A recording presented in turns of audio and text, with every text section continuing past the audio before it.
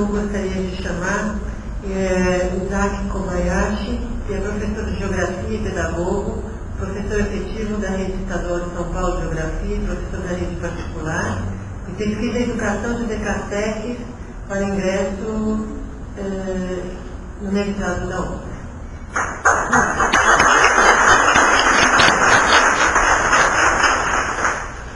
Boa tarde a todos. Bom, primeiro eu gostaria de agradecer a presença e enfatizar a importância de um evento que está discutindo a educação, um evento que está discutindo a importância da educação dos brasileiros no Japão, coisa que para muitas pessoas é algo desconhecido, sobretudo com a sociedade brasileira não ninguém. Então, como profissional da área de educação, da escola estadual e também da rede particular, há um desconhecimento dos assuntos relacionados ao Japão. Então, você pode ir na Secretaria da Educação, na Secretaria Municipal e falar desses problemas do DKC, que para nós é algo comum, só que para eles perguntam o que é o DKC. Então, é difícil, porque aqui, entre o público, entre nós estamos a par do assunto. Porém, na sociedade brasileira em geral, isso não está muito sólido. Tá? Então, eu gostaria também de apontar alguns itens, alguns aspectos que foram falados lá no fórum de professores, que foi realizado em julho. O objetivo daquele fórum, ele procurou discutir a situação inversa, a dos alunos que estão aqui no Brasil e retornaram do Japão. No fórum dos retornados, é a segunda situação. Na primeira situação, como falou bem a Nilton, né, o caso das crianças brasileiras que estão ou na escola brasileira ou na escola japonesa. Aí o que acontece? Como é muito imprevisível se ele vai continuar no Japão, se ele volta no Brasil, vamos supor que ele estude na escola japonesa, mas é uma criança na primeira série, estudou 4 anos, o período em que o pai ficou lá, primeira, segunda, terceira, quarta série. Aí ele retorna para o Brasil na quinta série, uma criança com 10, 11 anos, e ela não sabe absolutamente nada da língua portuguesa.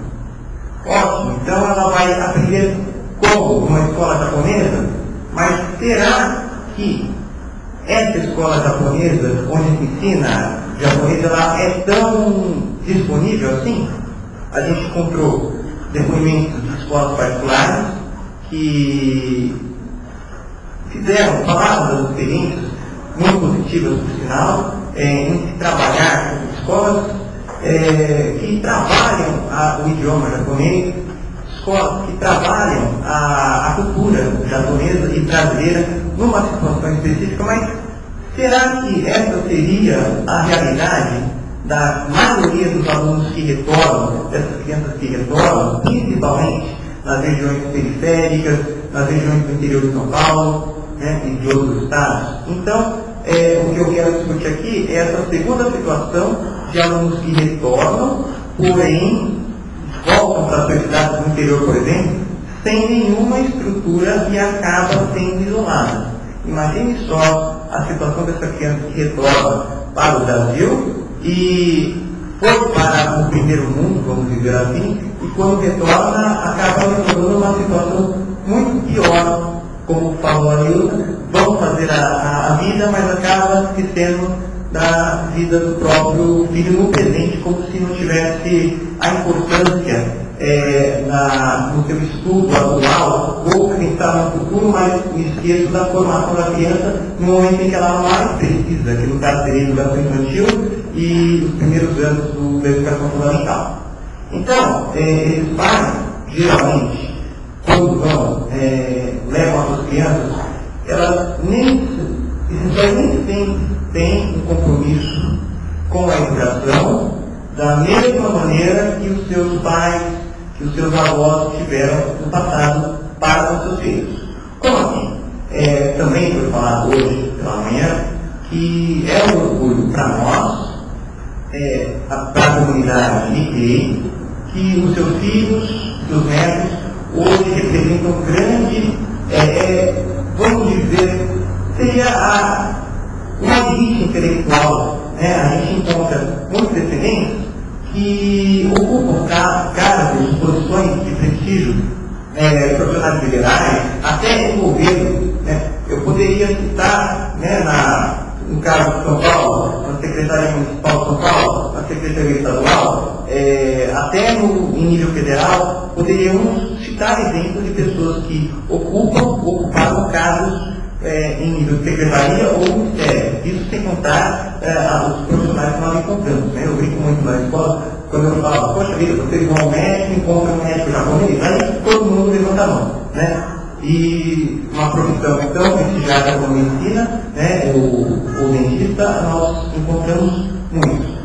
Porque no passado houve uma preocupação com esse imigrante há quase 100 anos atrás, em que o seu filho, o seu neto, tivesse uma ascensão econômica através da educação.